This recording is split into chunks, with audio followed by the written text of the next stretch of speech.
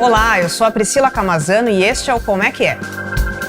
Hoje o assunto é transição energética. Vamos falar de energia nuclear. E vamos falar especificamente sobre se as usinas nucleares são fontes de energia limpa e segura. E para falar sobre esse assunto, nós convidamos o Fábio Pupo, que é o repórter de Brasília, que está virtualmente com a gente. Fábio, seja bem-vindo ao Como é que é. Obrigada por ter aceitado o nosso convite. Oi, Priscila. Obrigado a vocês por me receberem aqui. Sim, Fábio, vamos conversar um pouquinho aqui sobre usina nuclear, né, energia limpa, todos esses assuntos. Mas antes eu queria começar com uma pergunta bem simples, eu acho que é importante a gente explicar isso, né? Aqui no Como é que é, a gente sempre tenta ser o máximo didático possível, né? Então eu queria que você dissesse pra gente o que é e como que funciona a energia nuclear. A usina nuclear, ela funciona de uma maneira, apesar desse nome que parece algo complicado, de uma maneira bastante parecida até certo ponto com várias das usinas que a gente conhece por aí, né? Se a gente partir de um exemplo bem básico, né, que eu acho que todo mundo conhece, principalmente nós brasileiros, né? As hidrelétricas, elas usam o movimento da água para gerar uma turbina que vai, por sua vez, gerar eletricidade. No caso das usinas nucleares, em vez de usar o movimento da água exatamente, ela vai usar o quê? O vapor da água. Né? A usina nuclear ela esquenta a água a ponto dela evaporar e assim movimentar as turbinas. Por isso que é assim que funcionam todas as termoelétricas que a gente conhece, né? Termoelétricas a gás, a diesel, a carvão, elas usam esses combustíveis para aquecer a água e gerar essas turbinas. No caso das nucleares, a diferença é que ela, em vez desses combustíveis, ela vai usar um elemento nuclear. No caso aqui do Brasil, a gente usa o urânio para aquecer essa água e fazer girar essas turbinas. O urânio que é extraído aqui no próprio Brasil, né, principalmente na Bahia, passa por um processo industrial ali para conseguir colocar eles devidamente, né, na ponto de geração de energia. E aquele processo ali vai desencadear uma energia de uma magnitude tão grande que vai gerar a energia necessária para abastecer milhares aí de casas, de residências pelo país. Fábio, a gente pode dizer que as usinas nucleares são fontes de energia limpa? Então, essa é a grande questão, né, que permeia todo o debate sobre as usinas nucleares hoje, né? A usina nuclear, ela não gera gases de efeito estufa, principalmente o gás carbônico, que é o grande vilão do nosso planeta hoje em dia, né? Já era nos últimos anos e vai continuar sendo pelas próximas décadas, né, provavelmente. Todas essas termoelétricas que a gente tem na nossa matriz energética e em boa parte do mundo, inclusive no resto do mundo numa escala muito maior, elas geram esses gases de efeito estufa, alimentando a dispersão desses elementos na atmosfera e fazendo com que a temperatura da Terra se aqueça numa maneira avassaladora, né? Brutal, como a gente tem visto em todos esses últimos anos, né? A temperatura da Terra tem atingido níveis recordes sucessivamente, né? Esses dias a gente estava vendo na Folha como nos últimos anos e nos últimos meses, né? Nos últimos meses de julho, se não me engano, foram os mais quentes de toda a história novamente, né? Então é realmente um problema a ser encarado em escala global, é uma emergência climática. E o que a gente tem visto nesse debate é a usina nuclear ser vista como uma potencial salvador, em parte, desse debate. Porque ela ao não gerar combustíveis fósseis, ela substitui outras que podem gerar usar combustíveis que geram gases de efeito estufa. O problema é que daí a gente volta à sua questão. Por isso, ela é uma energia limpa, ela pode ser considerada como uma geração limpa de energia? Não exatamente, porque ela, apesar de não gerar gases de efeito estufa, ela não é uma energia renovável. Ela produz lixo, e é um lixo, ela produz resíduo, e é um resíduo que é radioativo, e continua sendo radioativo por muitos e muitos anos. Muitas fontes falam aí que não se sabe ao certo quantos anos demora essa radioatividade desse resíduo gerado, mas pode chegar a milhares de anos. Como você condiciona, como você cuida desse resíduo gerado por tantas e tantas gerações, é um problema, e por isso ela não pode ser considerada exatamente limpa. Sim. Ó, já chegou uma pergunta aqui pelas redes sociais. A Laurelina Monteiro pergunta assim: e o urânio utilizado, como eliminar? Como garantir que a segurança? Onde fica o urânio que já foi utilizado? Pois é, essa é a grande pergunta aí que está conectada com isso que a gente acabou de falar, né?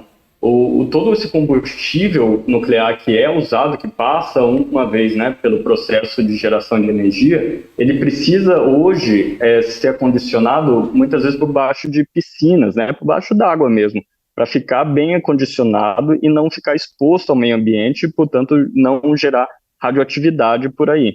Só que isso precisa ser feito de uma maneira constante, né, de uma maneira perene. E o risco que isso causa, né, para todo o meio ambiente, para todas as pessoas envolvidas nesse processo, é algo a ser considerado em todo esse debate, né, porque é algo que não é eliminado, é algo que fica, que permanece. No mundo tem experiências hoje de tentar reutilizar esse combustível que já foi usado uma vez, né, usar esse resíduo, mas ainda são tentativas muito caras, né, e principalmente aqui no Brasil, a chance da gente ver isso ser executado na prática, né, é uma realidade que ainda soa distante. Sim, Fábio, eu queria falar agora sobre os incidentes, né, de vazamento, um pouco a ver dessa nossa conversa. E toda vez que a gente fala em usina nuclear no país, a gente lembra aí de alguns incidentes que tiveram aí de vazamento de material radioativo, né, alguns incidentes aí ao longo dos anos. E aí, a gente pode dizer que a energia nuclear no Brasil, ela é segura? Pois é, Priscila. Qualquer um que for pesquisar sobre esses incidentes nas usinas de Angra vai achar aí um punhado de episódios em que realmente aconteceram esses vazamentos. Agora, quando a gente pensa na gravidade desses vazamentos, né, na gravidade desses incidentes, em todos eles a gente não chegou a ver realmente uma catástrofe. Teve episódios, por exemplo, um dos mais recentes, se não o mais recente, aconteceu em 2022. Teve a denúncia de um vazamento de material radioativo em Angra 1. Foram acionadas as autoridades, o IBAMA foi atrás desse suposto vazamento para investigar o que aconteceu, constatou que realmente teve um vazamento lá em Angra, chegou a multar a Eletronuclear, que é a empresa responsável lá pelos empreendimentos de Angra, pela não comunicação tempestiva, isso é, pela não comunicação às autoridades no prazo correto. Só que o próprio IBAMA falou que aquilo não trouxe um potencial, não trouxe um dano significativo nem às pessoas envolvidas e nem ao meio ambiente. E episódios desse mesmo tipo de gravidade, em menor ou maior escala, aconteceram ao longo dos anos de Angra. A gente tem episódios em 2010, por exemplo, um vazamento que obrigou um reparo. Daí em 2009, funcionários erraram um procedimento, deixaram uma porta aberta e daí vazou um pouco de material radioativo. Mas em todos esses episódios a empresa assegura que não foi algo de gravidade, que não foi algo que trouxe danos, nem nesse episódio dos funcionários aí, que foi, segundo a empresa, algo que não chegou a trazer um real dano para as pessoas envolvidas. E tem uma coisa curiosa, que eu estava pesquisando aí no acervo da Folha, inclusive, para saber se existiu algum grande vazamento nuclear em Angra. E teve essa manchete aí, em 1986, Angra 1 sofre vazamento. Eu procurei quais as consequências ali daquele vazamento e você sabe que não tem muitas informações sobre mortos, sobre danos. Aparentemente não foi algo tão alarmante como se pode imaginar a princípio vendo essa matéria, né? Essa é a página de dentro. Foi um anel de vedação ali que esquentou, que ressecou e causou esse vazamento. Depois eles fizeram reparos e a usina continuou a funcionar. Uma curiosidade dessa capa aí da Folha de 1986 é que meses antes aconteceu aquela catástrofe de Chernobyl, que foi o pior desastre em usinas nucleares, talvez o pior, né? Talvez Fukushima se assemelhe, mas é o mais emblemático, né, da história das usinas nucleares. E esse vazamento de Angra 1 foi justamente meses depois de Chernobyl, o que eleva, né, a essa repercussão de qualquer vazamento à máxima potência, como a gente pode ver nessa capa da Folha. Sim, falando em Angra, eu queria agora relembrar um pouquinho, né, pedindo para você relembrar para a gente, né, quando que essas usinas nucleares aqui no Brasil, temos a Angra 1 e Angra 2, né, quando que elas passaram a funcionar e como que elas funcionam? Pois é, Angra 1 começou a construção em 1972, ou seja, há 52 anos. A Angra 2 começou poucos anos depois, 4 anos depois, se não me engano. E a primeira foi ligada em 82, veja só, e a segunda só foi ligada em 2001. Então, olha a diferença de tempo para cada uma ficar concluída, né? As duas tiveram sucessivos adiamentos de entrega durante a construção. Se você analisar os documentos que narram, né, a história, as notas técnicas da ANEEL, fala exatamente isso, né? No ano de tal foi pedido um adiamento para o ano tal, daí no ano tal foi pedido mais um adiamento para o ano tal. E assim sucessivamente, e os motivos são diversos. É exatamente o que a gente tem visto com a Angra 3 ao longo da história, né? Angra 3 que ainda está em construção. Sim, é justamente a minha próxima pergunta, né? Essa construção, essa obra está parada há 39... Começou há 39 anos atrás, né? Por que está parada todos esses anos e ainda não foi possível concluir essa obra, Fábio? Pois é, todas elas tiveram esses atrasos, né? E são citados aí nos documentos diferentes motivos. São dificuldades logísticas, atraso na entrega de equipamentos, dificuldade nas obras, falta de mão de obra disponível, falta de recursos financeiros. Então, é uma gama de motivos para justificar essa demora na entrega na conclusão das obras. No caso de Angra 3, tem um caso bem peculiar, que é a Operação Lava Jato, que foi aquela investigação, todo mundo conhece, né, hoje em dia, a investigação lá que estourou em 2014, que foi lançada em 2014, investigou diferentes obras de infraestrutura pelo país, e uma delas foi Angra 3. Né, foi constatado, ali foi apontado o desvio de recursos públicos, uma história aí que hoje já é conhecida. E isso levou essa investigação, e teve como consequência, né, entre tantas outras consequências que a gente conhece nesse período, teve como consequência a paralisação das obras de Angra 3, que continua até hoje, e daí tem agora toda a discussão se a gente, né, se o país quer retomar as obras e concluir essa obra multibilionária ou se a gente deixa ela como está. Sim, vou parar um pouquinho aqui nas minhas perguntas, que eu quero falar um pouquinho mais sobre a Angra 3, mas vou passar aqui algumas perguntas que chegaram nas redes sociais, que chegaram já 3 comentários aqui, perguntas, né? O Valentim pergunta assim: não existe outras formas mais seguras e saudáveis e renováveis de produção de energia?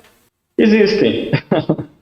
A resposta é que existem. A energia eólica, sim, ela é uma energia limpa. A energia solar é uma energia limpa. A usina hidrelétrica, apesar das controvérsias que tem em relação à energia hidrelétrica, né, por parte dos ambientalistas, ela é, em grande parte, em grandíssima parte, uma energia limpa. O que acontece?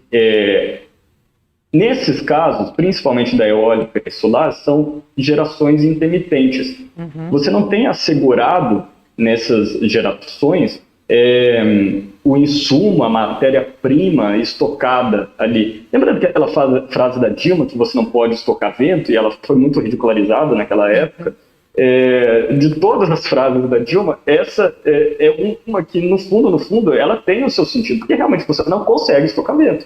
E isso, do ponto de vista de debate energético, é realmente um problema. Você não consegue, você não tem uma matéria-prima fixa, como você tem mais ou menos nas hidrelétricas. Você tem um reservatório com uma água, né, com digamos assim, uma caixa d'água ali represada para você usar conforme a demanda. Nas usinas termoelétricas a gás, por exemplo, você tem um gás disponível para ser acionado, para ser usado conforme a demanda. Na solar você não tem. Né? Você tem momentos do dia que você não, à noite, obviamente, que você não vai poder gerar. A eólica, a mesma coisa, você não vai poder gerar. A usina nuclear entra nesse rol de usinas em que você tem um estoque, que você tem um combustível, que você tem uma matéria-prima pronta para ser utilizada. Então você não fica à mercê das condições meteorológicas ou das condições do momento. Voltando em Angra 3, né, essa paralisação da obra aí durante 39 anos, Fábio, quais são os custos para financiar a conclusão dessa usina e quem que deve pagar essa conta? Pois os custos para finalizar a usina. O ministro de Minas e Energia, Alexandre Silveira, atualizou essa conta nos últimos dias e ele falou que são 28 bilhões de reais para terminar essa usina. Segundo a Eletronuclear, quem vai arcar com isso, né, é a própria empresa, é a Eletronuclear, e depois essa conta vai ser paga por meio da conta de energia, por meio da venda de energia, ou seja, por todos os consumidores. O X da questão nessa discussão é que para fazer um investimento é preciso aporte dos acionistas da Eletronuclear no empreendimento. Quem são os acionistas da Eletronuclear? A União, com mais ou menos 2/3 das ações, e a Eletrobras, que hoje é uma empresa privatizada com mais ou menos 1/3 das ações. O aporte necessário é um pouco mais de 5 bilhões de cada um, o aporte inicial, né? Tem que injetar diretamente 5,6 bilhões de forma proporcional aí entre os acionistas, a participação dos acionistas. Tem um porém no meio dessa discussão. É muito dinheiro e a Eletrobras ela não quer mais Angra 3. E ela muito inteligentemente, lembrando, né, mais uma vez, ela é uma empresa hoje privatizada, tem um controle privado, ela não é mais da União. Ela falou para o governo Lula, você vive falando que você quer ter mais participação no conselho da Eletrobras, que foi privatizada, mas você fala que tem ainda os seus 40% da empresa sem as cadeiras do conselho em participação correspondente a esses 40%. Vamos fazer o seguinte, eu te dou essas vagas no conselho, mas eu também quero sair de Angra 3. Porque para mim não faz sentido investir ali, o risco que eu vejo nesse empreendimento é muito grande, o possível benefício não compensa, então quero sair de Angra 3. Deixa eu vender a Angra 3 para você, deixa eu vender a Eletronuclear para você, você fica com esse negócio, você fica com esse empreendimento, investe lá se você quiser, mas eu não quero mais. Em troca a gente negocia essas cadeiras no conselho. Estou falando isso e com base nas apurações que a gente já fez, com vários lados envolvidos na história, e também com base no fato relevante que a própria Eletrobras divulgou ao mercado, mencionando esses pontos em negociação. Sim, deixa eu aproveitar, a nossa produção aqui foi super rápida e me fez aqui uma pesquisa aqui em matérias da Folha, falando sobre bomba atômica, e achou aqui algumas aspas do Felipe Gonçalves, superintendente de pesquisa da FGV Energia, numa matéria aqui da Folha. Ele disse assim, abre aspas, na bomba atômica a concentração de urânio é de 80% a 90%. São indústrias diferentes mundialmente reguladas. Fecha aspas. Em um outro momento ele diz assim, se uma indústria se torna capaz de enriquecer esse urânio a 90%, ela rapidamente vai receber uma visita da OTAN, da ONU, de todas as instâncias competentes que têm tratados internacionais sobre o uso de bombas atômicas. Agradeço a produção que foi rápida aqui e achou essas informações para a gente passar para o nosso leitor aqui, né, espectador que estava perguntando sobre a bomba atômica. Olha só que eu falei de chamar um professor para explicar e realmente... A gente já achou um professor. Sim. Fábio, desistir da construção da Angra 3 gera custos, é vantajoso? Quanto que já foi investido nessa obra aí que dura 39 anos? Pois já foram investidos em Angra 3, segundo a Eletronuclear, que lembrando é a empresa responsável por esses empreendimentos. Segundo a Eletronuclear, já foram investidos 12 bilhões de reais. A partir daí, a gente tem esses dois caminhos. Ou a gente segue com a usina, e como a gente viu, seriam gastos mais 28 bilhões de reais, ou investidos mais 28 bilhões de reais. E para desistir... Opa, a gente está te ouvindo. Voltei. Para desistir da construção, seriam gastos mais 14 bilhões de reais. Então, inclusive, para você parar de fazer obra, não quero mais fazer obra, vai ter que ser gasto 14 bilhões de reais. E por que isso?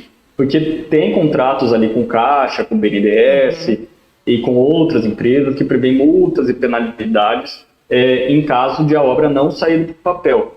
E a Eletronuclear fala que também, além dessas decisões contratuais, essas multas e penalidades, tem também a obrigação de devolver incentivos fiscais que a empresa recebeu na importação de equipamentos.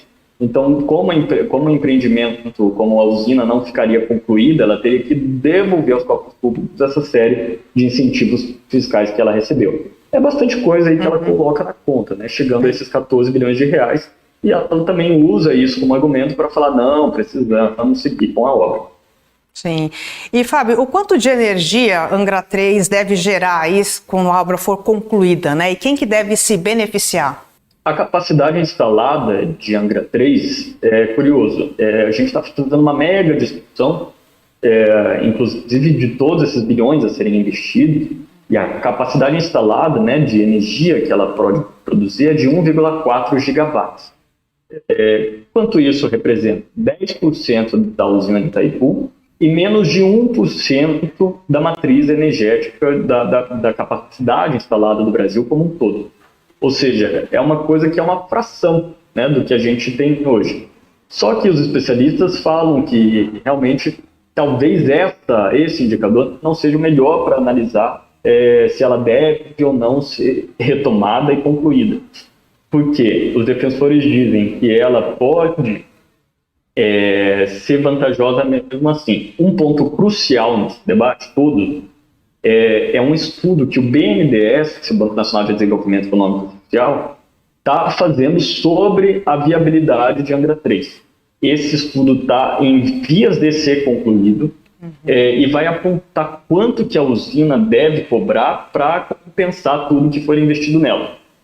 A depender do preço, ela pode ser mais vantajosa do que outras fontes de energia que a gente tem hoje, como a grande parte das usinas termoelétricas, né, movidas a gás, por exemplo. Esse estudo não está concluído, ele vai ser entregue para o governo, para o Ministério de Minas e Energia, provavelmente. O governo vai se reunir, provavelmente, essa é a previsão, em setembro, por meio do CNPE, que é o Conselho Nacional de Pesquisa Energética, de Política Energética, formado por 16 ministros. E esses ministros vão decidir, com base nesse estudo, se vamos concluir com Angra 3 ou não. Lembrando, né, que esse debate tem que ser feito a nível de país, né? A gente, como sociedade, uma discussão aberta e pública, para a gente entender, para a gente concluir em conjunto se devemos ou não continuar com essa usina que já custou muito dinheiro, que pode custar muito mais dinheiro. E lembrando, né, a previsão atual é que ela possa ser concluída em 2030 e custar apenas esses 28 bilhões, sem considerar que ela pode sofrer novos atrasos e que ela pode custar ainda mais dinheiro por meio de revisões, de estimativas e etc. E todos os problemas que a gente viu ao longo desses quase 40 anos.